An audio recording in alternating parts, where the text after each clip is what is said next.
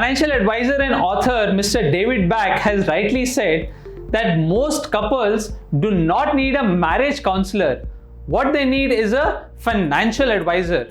We've seen in this entire journey of when you set your budgets together, when you decide on your we spends and your me spends, when you go ahead and decide how you're going to manage your credit cards, you discuss the various ways in which you can minimize the tax outflow, and also then sit together and define your goals, whether they are your we goals or they are your me goals, and then do your risk profiling together, arrive at a common ground of how much you should allocate towards debt and equity. In this entire process, there is a lot of to and fro, there is a lot of give and take, and eventually you need to come down to a middle ground which is going to benefit the both of you more than benefiting a particular single individual.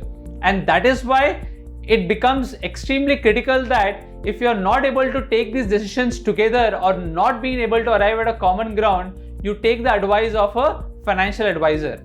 A financial advisor can act like the oiling in the machine. He can give you rationale behind whether you should choose option A or option B. He can help you take those decisions based on core facts, based on real numbers as to what is the right way forward for you as a couple.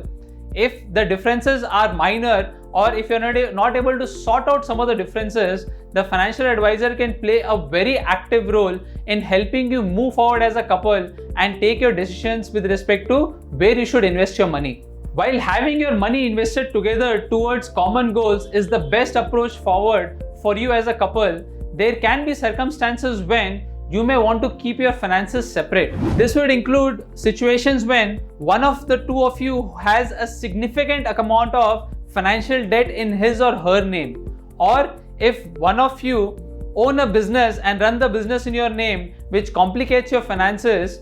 It may require you to keep your finances separate even after your marriage. Another reason when couples may want to keep their finances separate is when you have significantly different financial habits. When you're not able to arrive at a common ground, instead of having a daily tussle with each other, it may just make sense to have your independent financial plans for the two of you. Another extreme reason for having separate finances is if any of the couple have a history of illness or substance abuse or spending addiction, which is actually detected as a problem or as a disease. If that is the case, then you can consider having separate finances even when you are a couple together. In such circumstances, what will happen is you can still set your we goals and your me goals that you want to achieve as a couple, but since you're unable to find a common ground with respect to how you want to invest this money, you continue to invest individually in your individual names,